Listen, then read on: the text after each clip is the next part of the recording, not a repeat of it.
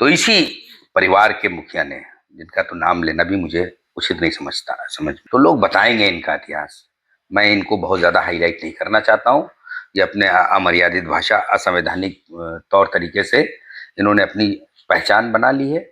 ऐसे जब ऐसे बयान आते हैं, फिर चाहे साधारण कार्यकर्ता हो भाजपा का या विधायक हो, तो कौन ताकत दे? थानेदार अपनी की हुई कार्रवाई को अगर वापस ले रहा है आप शिकायत पर, तो यहीं पे प्रश्न चिन्ह खड़ा हो जाता है कि आपने गलत सूचनाओं का उपयोग करके थाने का और थाने की अपने अपने सत्ता का, अपनी विधायकी का दुरुपयोग किया।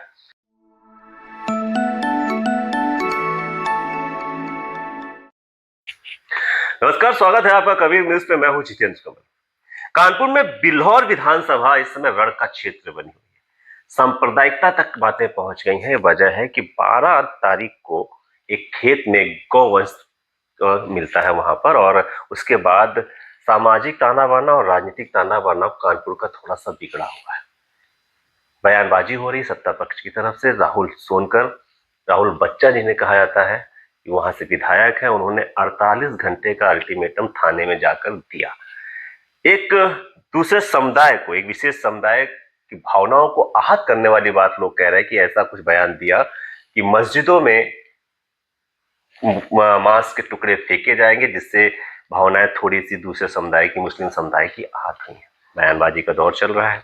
हमारे साथ इस पे बात करने के लिए हसन रूमी जी हैं। हसन रूमी जी और राहुल बच्चा में डायरेक्ट टकराव चल रहा है इस समय बयानबाजी का। कोई कह रहा है कि वहां आपने जो बयान दिया है वो सही नहीं है, तो आपने कहा है कि हमारी जो छम्बी चूड़ियां पहन के यहाँ पर वहीं बैठे हुए हैं। हसन रूमी जी, स्वागत है आपका कबीर न्यूज पे। नमस्कार। राहुल बच्चा जी, किस बयान को, 48 घंटे का अल्टीमेटम, इसके बाद मस्जिदों के सामने भी मांस को फेंके जाने की बात कही गई है, इस बात को आप किस तरीके से ले रहे हैं? देखिए, बात सबसे बड़ी है कि राहुल बच्चा ने जो 48 घंटे का अल्टीमेटम दिया, वो दिया किसको है? प्रशासन को। उस थाने को दिया जिस थाने में खड़े होकर बात कर रहे हैं वो, उस प्रशासन को दिया जिसके ये विधायक हैं, जिस पार्टी के प्रशासन के अंदर के विधायक हैं।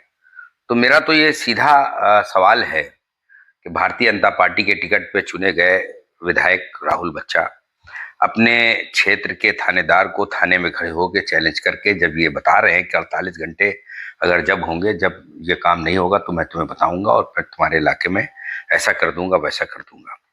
बात तो यहां तक आ गई जब उन्होंने कहा कि हमारे मजहब से जुड़े हुए हमारे धार्मिक स्थलों पर उन्होंने मांस के टुकड़े फेंकने की जब बात करी, तो मुझे ये कहने में एक सेकंड नहीं लगा कि हमने भी कोई चूड़ियां नहीं पहनी है।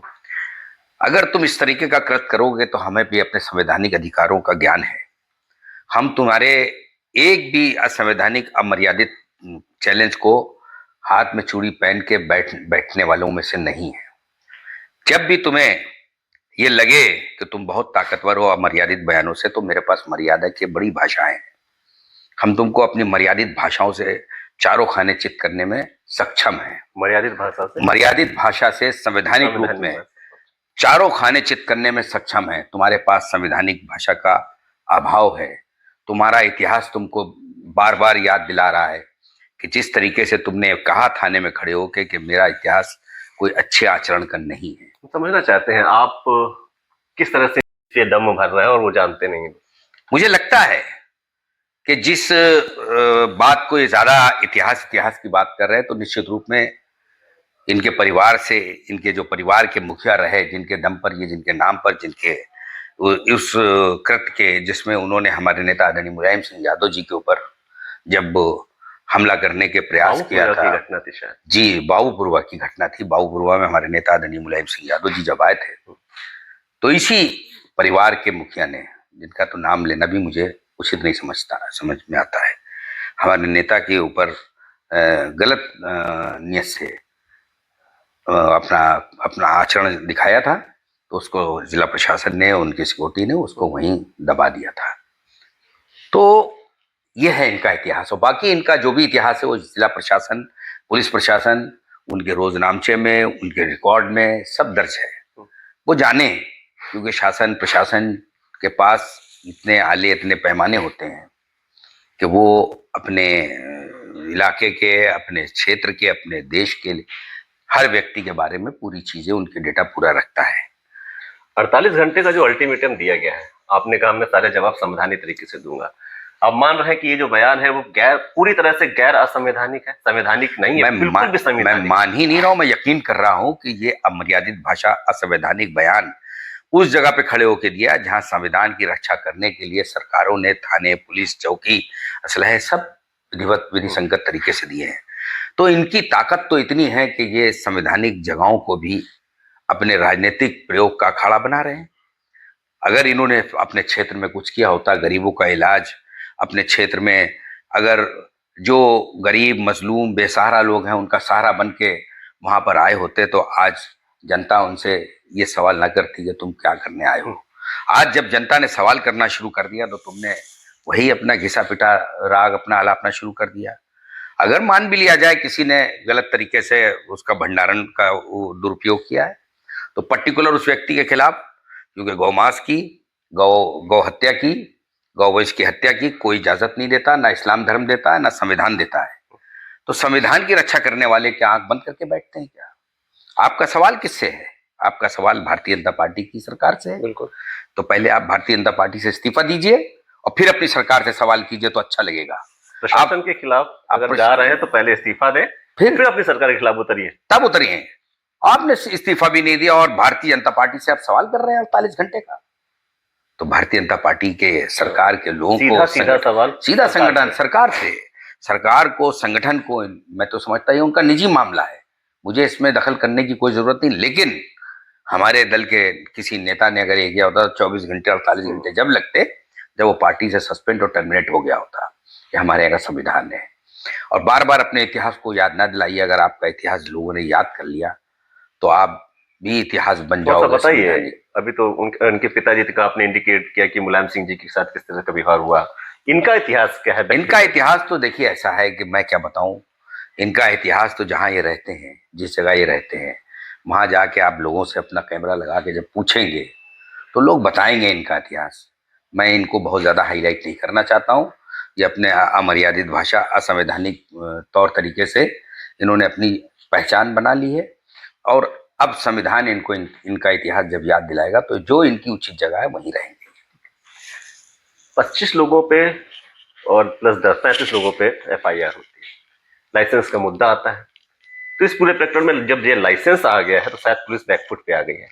इसको आप किस तरह देखते हैं? देखिए, मैंने आपसे बार बार कहा कि शासन, प्रशासन, विधायक, ये सब उसी दल के हैं जिन्होंने उस पर्टिकुलर आदमी को मृत जानवरों के, मृत पशुओं के अवशेष अलग करने का लाइसेंस विधि संगत तौर पे दिया था। उसका लाइसेंस मुझे पता चला कि अप्रैल तक है। आप उसके लाइसेंस को भी चैलेंज कर रहे हैं, आप सरकार को भी चैलेंज कर रहे हैं। यद्यपि उसके बाद भी उसने लाइसेंस के जो दिए हुए माना कि उसका कहीं उल्लंघन किया है। जो विधि संगत उसमें तौर तरीका, उसको आप जाइए और उस पर आप कराते तो निश्चित रूप में ये समझा जाता कि आप संविधान को मानने वाले लोगों में से। लेकिन आपके पास आसपास तो संविधान है नहीं, आप संविधान को मानना भी नहीं चाहते, संवैधानिक पद पर बैठ के असंवैधानिक बातें करते हैं। या तो आप संविधान को मानने की कसम खाइए, बाबा साहब भीमराव अंबेडकर जी का जो संविधान है उनको मानिए और उनको मान के जिसकी शपथ लेते हैं आप, उस पर जब आप काम करेंगे तो निश्चित रूप में आपकी बात में भी वजन होगा और धार होगी, आपके चेहरे में भी चमक और तेज होगा। लेकिन आपने अपनी नाकामी को छुपाने के लिए इस ओछेपन का जो सबूत दिया है, आने वाले दिनों में 27 में आपको पता चल जाएगा भारतीय जनता पार्टी का इन्होंने बड़ा नुकसान कर दिया। उसके आसपास के लोग, बिहार क्षेत्र क्या बल्कि उस पूरे मंडल में एक सीट ढूंढने नहीं मिलेगी। अच्छा जी, कहीं ना कहीं देखा जा रहा है कि इनके इस बयानबाजी से भाजपा का कोई भी, कानपुर का खासकर, कोई बयानबाजी और नहीं हो रही है। ये अकेले पड़ गए हैं क्या इस बयान में? आपको क्या लग रहा है किस तरह से राजनीतिक गलियारों में किस तरह से इसको देखा जा रहा है? कोई इनके साथ खड़ा हुआ नहीं दिख रहा है। देखिए का बयान आया। देखिए, मैं क्योंकि भारतीय जनता पार्टी में जरूरी नहीं कि हर व्यक्ति विशेष जो है राजनीतिक रोटी सेकने के लिए उलझुल बातें करे। ऐसा मुझे नहीं लगता कि हर व्यक्ति जो नाकाम होता है वो इस तरीके की बातें करता है।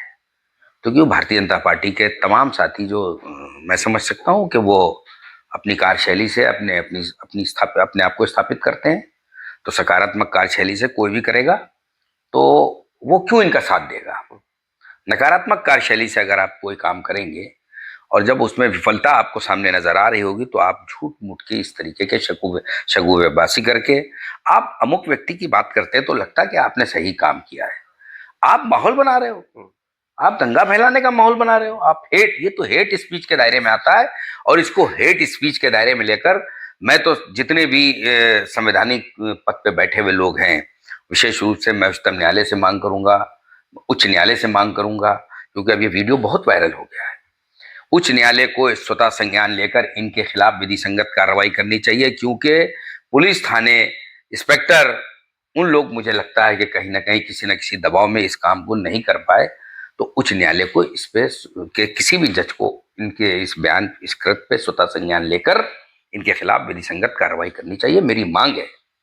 आप विधायक हैं, वो भी विधायक है, क्या विधायक इतना पावरफुल होता है कि किसी भी थाने में खड़े होकर प्रशासन को, पुलिस को और सभी को चैलेंज करे, इसके बाद भी कोई कार्रवाई ना हो? देखिए, आपने जो कहा विधायक इतना पावरफुल होता है, मेरे हिसाब से विधायक इतना पावरलेस हो जाता है कि उसको सड़क पर चलते हुए ये सोचना पड़ता है कि हम जिस संविधान को बनाने के लिए उत्तर प्रदेश की असेंबली में हमको यहाँ के मतदाताओं ने मत किया है, हम ट्रैफिक का भी उल्लंघन ना करें। मैं विधायक हूँ, विधायक के ऊपर इतना बोझ आ जाता है, इतना खौफजदा हो जाता है कि उसको अपनी एक एक चाल चलन, चेहरा, चरित्र उसको समाज के सामने ऐसा पेश करना चाहिए और पेश करना पड़ता है कि वो ये कोई सवाल ना खड़ा कर पाए कि तुम संविधान बनाने वाले लोग हो, और संविधान बनाने वाले लोग असंवैधानिक तरीके से कोई काम करेंगे तो रोल मॉडल बिखर जाएगा। विधायक का खौफ नहीं, विधायक का पावर नहीं, विधायक को जनता से और अपने संवैधानिक पदों की रक्षा करते हुए जवाबदेही होना चाहिए। ऐसे जब ऐसे बयान आते हैं, फिर चाहे साधारण कार्यकर्ता हो भाजपा का या विधायक हो, तो कौन ताकत देता है? इनकी मानसिक ताकत ये कहाँ ऐसे ला के रखती है कि प्रशासन के विरुद्ध जाना है, हेट स्पीच करना है? क्योंकि जब संवैधानिक पद पे आप बैठते हैं तो फिर आपके अंदर एक धर्म, जात, इन सब की बातें नहीं होनी चाहिए। तो कौन ताकतवर बनाता है इनको? आपको क्या लगता है? देखिए, हमारे देश में, उत्तर प्रदेश में खास तौर से ये भावनाओं का प्रदेश है। और जब आप ये जान जाएं, जब हमारा मासूम, मैं मासूम कहूँगा, मासूम कार्यकर्ता जब ये समझ जाता है कि धर्म के नाम पर हम किसी भी हद तक जा सकते हैं, तो नेता उसकी भावनाओं का को केयर कर, उसकी भावनाओं को बढ़ा के, उसी को कैश करके अपने गलत सलत स्वार्थों को पाने का प्रयास करता है। लेकिन ये बहुत लंबे समय तक नहीं चलता। इस तरह के काम को आप समय समय पर करते जरूर हैं, लेकिन एक दिन आप बेनकाब हो जाते हैं। धार्मिक भावनाओं को उकेर कर, बढ़ाकर किसी घर में आप रोजी रोटी की व्यवस्था नहीं कर सकते। जब आदमी भूखा मरेगा तब उसको लगेगा कि ये तो हमें बहुत दिनों तक बेवकूफ बना रहा था, और हम पूजा किसको करें जब हम भगवान को भोग नहीं लगा पाएंगे तो हम अब खुद क्या खा पाएंगे। तो इसलिए अंतोगत्वा बहुत दिनों तक ये चीजें चलने वाली नहीं है। और आने वाले दिनों में हमारे नेता आदरणीय अखिलेश यादव जी, जिन्होंने पीडीए के महानायक की भूमिका में उत्तर प्रदेश में 2024 में प्रदेश के अंदर जब अपने पीडीए के प्रत्याशियों को जिताकर देश की तीसरी सबसे बड़ी पार्टी बनने का गौरव हासिल किया है, तो आपको मैं बता दूं, आने वाले दिनों में पीडीए के प्रहरियों और पीडीए के एजेंडे में, अब तो मैं समझता हूँ पीडीए पीडीए अब तो पूरा प्रदेश का 90% वर्ग पीडीए हो गया है, प्रताड़ित हो गया है, सब हर तरह से उपेक्षित हो चुका है। तो अब हमें नहीं लगता कि भारतीय जनता पार्टी के पास कोई इस तरीके का एजेंडा अब काम कर पाएगा। आने वाले दिनों में इनको अपने प्रदेश में सीटें गिनने में बड़ा इंतजार करना पड़ेगा। एक जीती तो दूसरे जीतने में 1 घंटे के बाद एक रिजल्ट आएगा। जब तक 100 सीटों का वो हो चुका होगा, 300 सीटों से ऊपर इस बार पीडीए के महानायक के नेतृत्व में, आदरणीय अखिलेश यादव जी के नेतृत्व में उत्तर प्रदेश की समाजवादी सरकार का गठन होने जा रहा है। तो ऐसे लोगों का सारे मंसूबे फेल होने वाले हैं। एक और प्रश्न सर, कि मामला जो है मुख्यमंत्री जी तक पहुंच गया, फोटो वायरल हो जाती है, मुख्यमंत्री जी और राहुल बच्चा बैठे हैं। मामला मुख्यमंत्री जी तक पहुंचना एक राजनीतिक नजर से आप क्या देख रहे हैं? किस तरीके से देख रहे हैं राहुल बच्चा जी की इमेज को? वहां तक मामला पहुंचा दिया गया है। देखिए, मुख्यमंत्री जी के इनके पहुंचाने से पहले उनके पास सब पहुंच चुका है। मुख्यमंत्री जी की के प्रशासन के, जिले के लोग इतने ज्यादा निष्क्रिय नहीं है कि उसको 3 दिन 4 दिन लगे वहां पहुंचने में। तो जो सच्चाई थी वो पहले दिन पहुंच गई।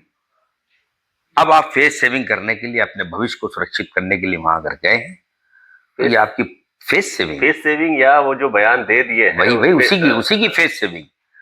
चूंकि निश्चित रूप में जब आपको लगा कि हम हर चारों तरफ से विफल हो गए हैं तो इनकी पार्टी के मुखिया वही है, आदरणीय मुख्यमंत्री जी। अब मुख्यमंत्री जी ये फैसला करेंगे कि इनकी फेस सेविंग होगी कि इनका भविष्य क्या होगा, ये तो इनकी पार्टी और इनका संगठन तय करेगा। क्योंकि इन्होंने जल्दबाजी में बयान तो दे दिया। इनको नहीं लगा था कि इतनी दूर तक जाएंगे। इनको नहीं लगा था कि समाजवादी पार्टी में भी कुछ लोग ऐसे हैं जो संवैधानिक पदों पर बैठकर संवैधानिक मर्यादाओं का ध्यान रखने के लिए सक्षम है। तो ये इनको जब मालूम हुआ तो फिर बहुत देर हो चुकी थी। देखिए, सीधी सी बात इनके पाले से निकल चुकी है। क्योंकि कोई भी थानेदार अपनी की हुई कार्रवाई को अगर वापस ले रहा है आपकी शिकायत पर, तो यहीं पे प्रश्न चिन्ह खड़ा हो जाता है कि आपने गलत सूचनाओं का उपयोग करके थाने का और थाने की अपने सत्ता का, अपनी विधायकी का दुरुपयोग किया। तो ये एक तरीके से अपराध की श्रेणी में खुद ही आ गए। एक अंतिम प्रश्न सर आपसे, वहां से पूर्व प्रत्याशी रचना सिंह जी, उनके लिए एक कमेंट वायरल हो रहा है, उसमें नचनिया शब्द का प्रयोग किया गया। अगर यही शब्द आप लोगों की तरफ से प्रयोग हुआ होता तब तक बड़ी इशू बन गए होते। तो इस तरह की शब्दावली जब प्रयोग होती है तो आप इसको किस तरह से देख रहे हैं, राजनीति में खासकर? महिला विरोधी कृत्य जब भी होता है, जब भी महिलाओं का अपमान होता है, तो आपको उसके पीछे भारतीय जनता पार्टी के नेताओं का शेल्टर जरूर नजर आएगा। बिना भारतीय जनता पार्टी के नेताओं के शेल्टर के कोई भी महिलाओं के चरित्र का चीरहरण ऐसे नहीं कर सकता। इन लोगों के यहाँ महिलाओं का यही सम्मान है जो उन्होंने किया है। तो जनता ये सब देख रही है।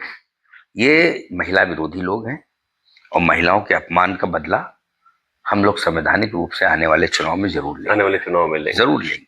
लड़ाई कहां तक ये चलेगी, लगभग आप किस नजर से देख रहे हैं कि 2027 से पहले ये वाला प्रकरण आया है, तो कहां तक लड़ाई चलने वाली? देखिए, 2027 का यूं समझिए कि आगाज शुरू होने के ये दिन शुरू हो गए हैं और यही घटना इनको अंजाम तक पहुंचाएगी। आगाज भी यही है और इनका अंजाम भी यहीं से, और जनता अंजाम भी यहीं से देगी। तो इसलिए भारतीय जनता पार्टी, मैंने आपसे कहा ना, बिहार के वो बिल्लौर के आसपास की तमाम सीटों में इनको अपने वोट गिनने में आसानी होगी, मुश्किल नहीं होगी। आसानी से गिन लेंगे 1, 2, 4। ठीक है, शुक्रिया सर, हमसे बात करने के लिए बहुत बहुत शुक्रिया। अपना कीमती समय देने के लिए बहुत बहुत शुक्रिया।